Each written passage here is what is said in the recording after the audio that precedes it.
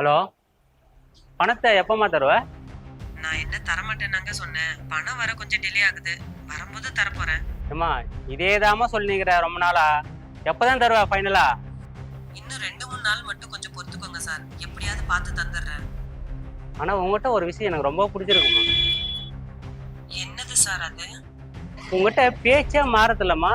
சொன்னதே கரெக்டா சொல்லிருக்க. கொஞ்சம் கூட அசிங்கப்படாம, வெக்கப்படாம, சூடு சொரணை எதுவுமே இல்லாம சொன்னதே சொல்லிருக்கு. பணம் வரும்போது தரேன்னு சொன்னது ஒரு குத்தமா? நான் என்ன வச்சுக்கினா ஓரவஞ்ச பண்றேன்? வார்த்தை கொஞ்சம் பார்த்து பேசுங்க. வார்த்தை பார்த்து பேசினா நீ கரெக்டா ஒழுங்கா நடந்துக்கணும் அதுக்கு. சரியா? பணத்தை நீ கொடுத்துட்டு போனா நான் ஏன் பேச போறேன் அதை பத்தி? கடைசியா சொல்றேன் சார். பணம் வரும்போது நானே உங்களை கூப்பிட்டு கொடுத்துட்றேன். அப்படி இல்லைன்னா நீங்க முடிஞ்சதை பாருங்க. சொன்னா கேட்க மாட்டேன். என்ன பண்ண எனக்கு தெரியும். அம்மா பணத்தை கேட்டா பணத்தை கொடுத்தா எப்ப பார்த்தாலும் வெறுப்பேத்தி.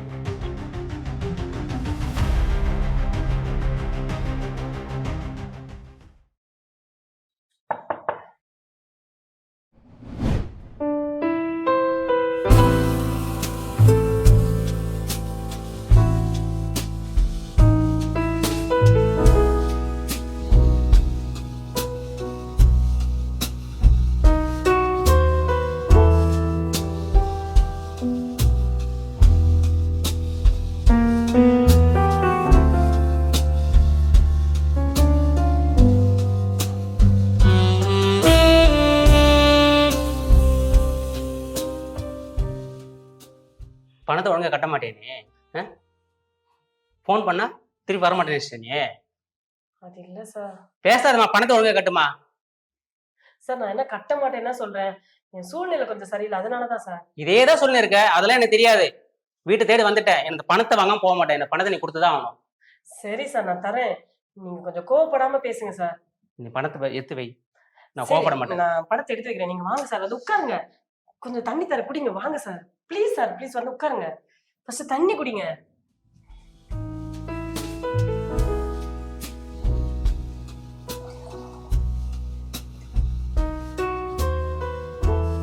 இந்தாங்க சார், குடிங்க சார்.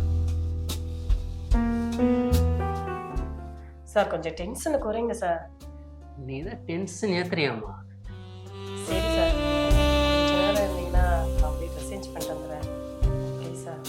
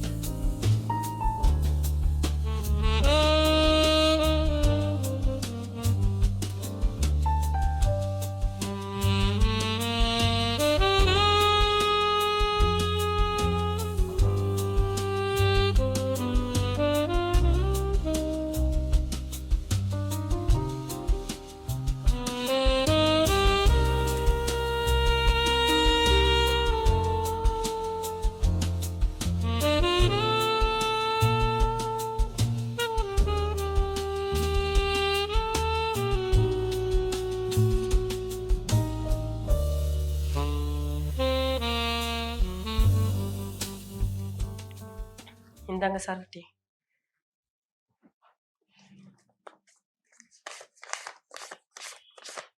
என்னம்மா 3000 ரூபாய் தர? மாச வட்டி 10,000 3 மாசம் வட்டி நீ கட்டலாமா? 30,000 தர இடத்துல 3,000 ரூபாய் தர? சார் என்னால இப்போதைக்கு அதுதான் முடியும் சார். அதெல்லாம் தெரியாதம்மா. எனக்கு மொத்தம் 30,000 வை. இல்லைன்னா வட்டி அசல் மொத்தம் வை. சார் நான் இருந்தா அதெல்லாம் தர முடியாதும்மா. மாட்டேனா? காசு வை. எனக்கு மொத்தம் காசு வை. நம்ம வட்டி சார் மொத்தம் வை. நான் வேணா உங்க கால்ல வேணா விழுறேன் சார்.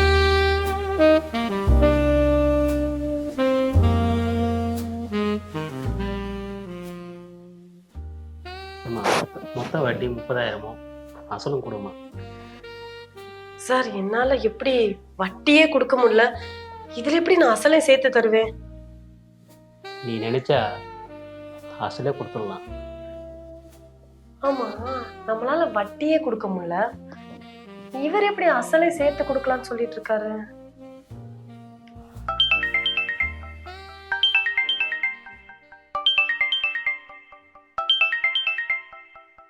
என்னங்க? ஏன் போன் எடுக்க இவ்வளவு நேரம் உனக்கு? என்னது போன் எடுக்க இவ்வளவு நேரமா? யார் வந்திருக்கான்னு தெரியுமா வீட்ல? யாரு? உங்க அப்பா தானே வந்திருக்கேன். எங்க அப்பா எல்லாம் இல்லங்க. நம்ம வட்டிக்கு காசு வாங்கினவங்கல அவங்க வந்திருக்காங்க. என்கிட்ட வட்டி தந்தே ஆகணும் புடிச்சா புடிவாத்துக்கு நிக்கிறாங்க. 30,000 வேணுமா? அவன் ஏன்டி இங்க வர்றேன்? அவனை ஏதாவது பேசி பத்தி விடுறி. பத்தி விடவா? 3 மாசமா வட்டி கொடுக்கலன்னா எப்படிங்க போவான்? ஏங்க 30,000 காசு கொடுக்கலன்னா போக மாட்டேன்னு சொல்றாங்க. சரி சரி, அவன்கிட்ட ஏதாவது பேசி அவனை அனுப்பிச்சு விடு. இல்லன்னா உங்ககிட்ட ஏதாவது இருந்தாருன்னா கொடுத்து அனுப்பு. என்கிட்ட இருக்குது இவ்வளவு தாங்க. ஏய், ஏதாவது உள்ளுக்கெல்லாம் மறைச்சு கிழிச்சு வச்சிருப்ப, எடுத்து கூடு. இதெல்லாம் நான் சொல்லணும். சரி எடுத்து கொடுத்தா ஒண்ணும் பிரச்சனை இல்லையா உங்களுக்கு? அதெல்லாம் ஒண்ணும் கிடையாது. நான் தான் குடுன்னு சொல்றேன்ல, எடுத்து கூடு. சரி ஓகே, அப்ப நான் தான் அது இருக்கான்னு பார்த்து எடுத்து கொடுத்துக்கிறேன்.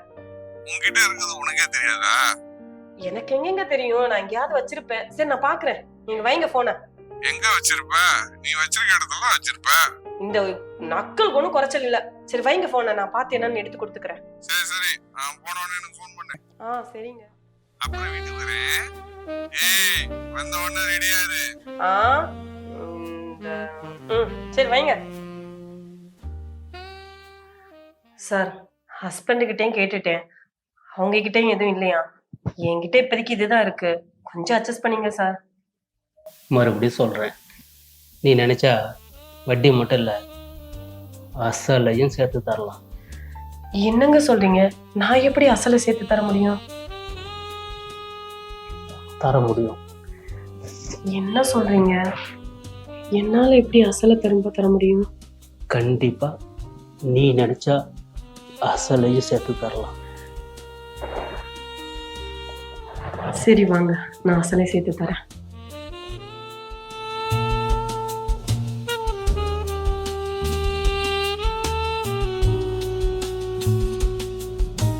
உங்களுக்கு என்ன, அசல் தானே?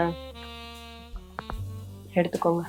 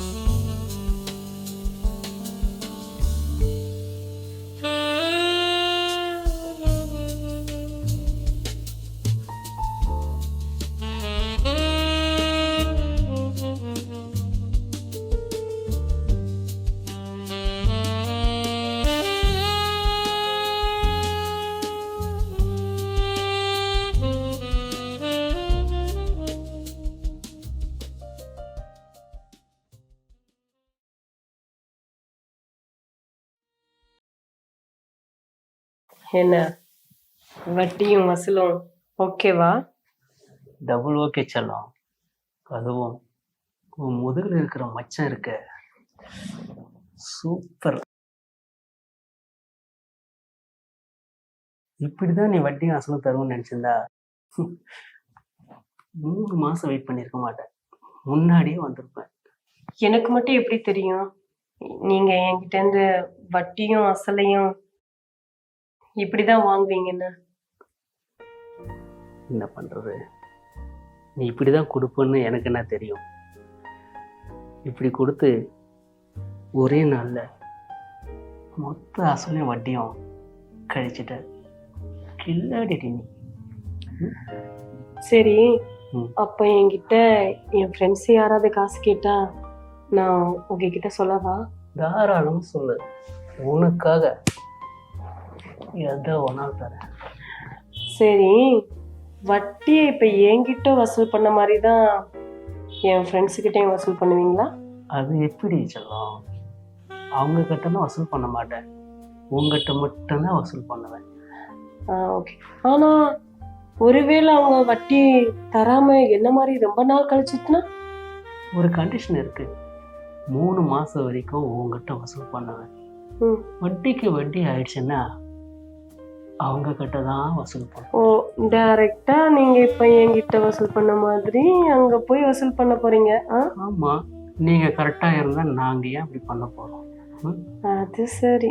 கரெக்டா மாசம் மாசம் கொடுங்க, மொத்தத்தையும் கொடுங்க. இப்படி கொடுத்து- இல்லைன்னா மொத்தத்தையும் கொடுங்க. கொடுத்துட்டா போச்சு.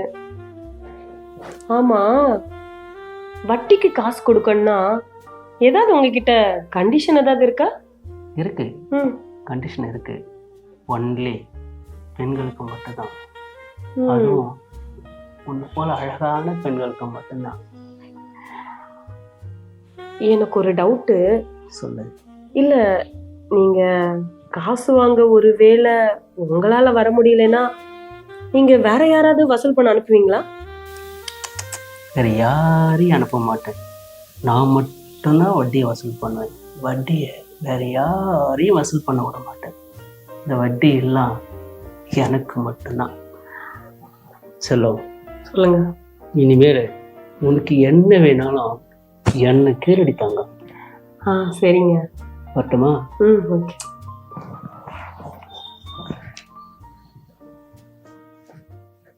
சமயம் ஒளிஞ்சது.